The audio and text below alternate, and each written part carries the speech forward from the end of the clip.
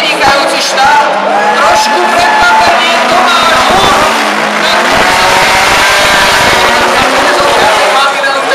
úvodnej na otočivej.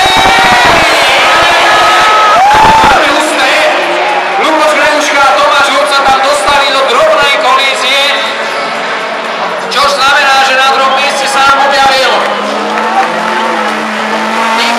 Michal Bačko. Máme tam žlté vlajky, ktoré sú už minulosťou, pretože Tomáš sa opäť rozbehol.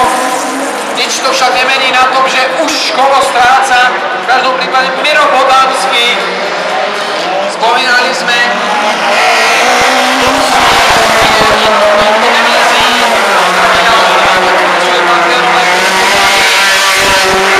keď osobne si myslím, že Tomáš Hur nepovedal posledné slovo, a keď v tejto jazde si už zrejme dlho